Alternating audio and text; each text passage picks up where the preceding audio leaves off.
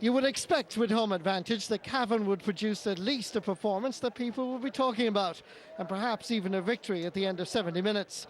Cavan failed to deliver on both counts. Quite simply, Longford were the better team. Despite playing with the wind, it took Cavan a long time to settle. For 16 minutes they failed to score, then got 3 in 4 minutes. James McEnroe leading the way with a fine individual effort. Wingback Mark McKeever saw the light and followed up with a great score 2 minutes later, which gave Cavan a 7 points to 6 lead at the break. In the second half, the Division 4 champions had wind advantage and set about their task in an intelligent and well-coached manner. 13 minutes into the half came Longford's first goal. Sean McCormack, who scored 9 points, laid off to captain Paul Barden, and he crashed the ball into the net. Longford were now taking full advantage of both the climatic conditions and the numerical advantage they enjoyed after Cavan's Garrett Smith was sent off for a second yellow card. He argued his case passionately that he was not the guilty party, but the referee was not for changing. Ticket prices are one of the big talking points this summer, but the admission price was worth it alone to see Longford's second goal. 67 minutes played, Cavan keeper James Riley makes a fine save, but the rebound comes out to Brian Kavanagh, who volleyed it first time into the net.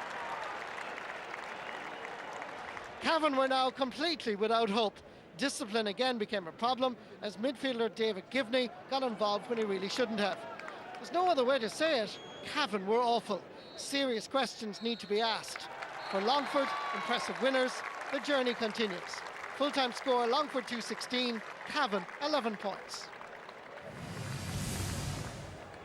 I'm very pleased for the players. The Laois game was very demoralising. It was a hard defeat for us to take, but the players showed a huge appetite to get back, and they got a reward tonight for the effort they've put in since the Laois game, and we felt we let ourselves down against Laois, and this in some way is type of redemption. Poor performance, wasn't acceptable. Wasn't acceptable to supporters, the team. The players are very disappointed. Management wasn't good enough either. You can't do that. We're easily beaten. That doesn't take away from Longford, a very good, solid team. And they'll go a good distance in the qualifiers. Mick O'Dwyer vowed to step away from management when he could take the Wicklow footballers no further this season. And 4,000 people turned up at a sunny Aughrim last evening to see whether or not Sligo would be the team to bring an iconic managerial career to a close. True to form, this was an intriguing encounter. The sides drew level on 9 occasions in all, but most of that shadowboxing was done during the first half. The opening 26 minutes went score for score until Tony Hannon's third point sent Wicklow into a 2-point lead, 8 points to 6. It rounded off a purple patch for the home side, who could have been further in front, but for a good save from Sligo goalkeeper Philip Green, Nicky Myrna's goal chance spurned. Once Wicklow got in front, they punished Sligo's drop in intensity, with Rory Finn and Leighton Glynn opening up a 10 points to 7 lead at half-time. Both managers had made 4 changes to their teams ahead of last night's encounter, but Sligo's were mostly enforced, with Brian Curran and Alan Costello suspended and Ken Sweeney lost to emigration. Kevin Walsh emptied his bench, but if the unsettled look of the team upset the travelling support, the introduction of David Kelly and Johnny Davey in the second half won their favour. Kelly came on just as Adrian Marin completed Sligo's mini comeback, and with the game tied at 11 points apiece in the 46th minute, momentum began to swing back towards the visitors. They tested Wicklow's resolve during that third quarter, but Shawnee Furlong and James Stafford opened up a 2-point lead once again before a new hero emerged for Wicklow. With 8 minutes to go and the game still in the balance, 18-year-old substitute Conor McGrainer, fresh from leaving cert exams, produced a stunning individual goal. He took the pass from Stafford at midfield and gave Philip Green no chance with the finish. Just as Nicky Myrna's goal chance spurred Wicklow on at the end of the first half, so too did McGrainer's goal at the end of the second. Not even a 9-point haul from Adrian Marin could stave off a determined Wicklow outfit. Marin even forced a save from John Flynn as the clock ticked down, but the response at the other end was immediate. A couple of insurance points by Myrna and McGrainer meant that Mick O'Dwyer's legacy in football management would continue as Wicklow advanced to the second round of qualifiers. 118 to 16 points, the final score at Auckland. In fairness to the lads, they tried today. A lot of things didn't come off. A few things went against the run of play and maybe one or two decisions against us, but that's the way it probably goes. It's always been tough coming to Auckland, but we knew that coming down, so it's one of very disappointed really. It was all about determination and wit, and some very good football as well thrown in.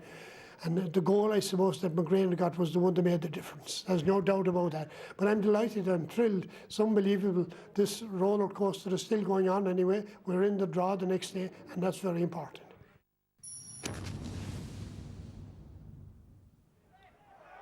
Offaly came flying out of the traps against Monaghan. Kenneth Casey leading the charge with this wonderful score.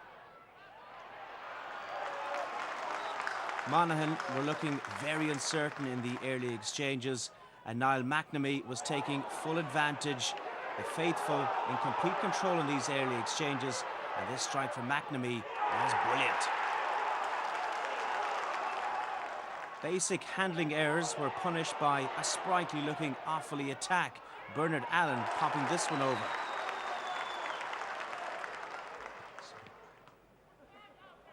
Trailing by 7, the Ulstermen needed a response, and Ciara McManus provided it, taking this score from long range. It kick-started a revival.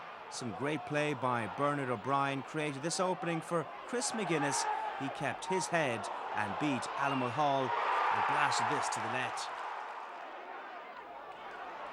However, Offaly got the last two scores of the half through Ciara McManus and Stephen Lonergan, and they went into the break leading by 2.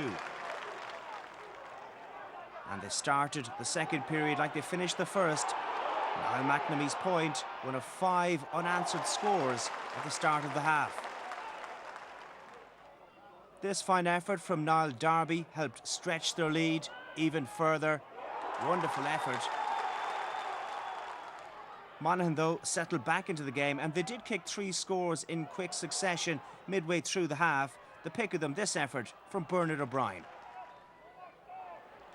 However, Offaly were enjoying the majority of the possession, and points from Stephen Lonergan helped them pull away with plenty to spare.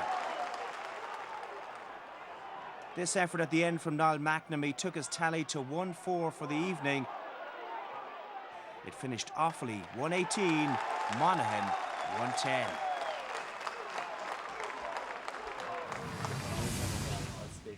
Look, we played well today. We needed that performance badly, though, after the last day, and we owed it to Offaly people.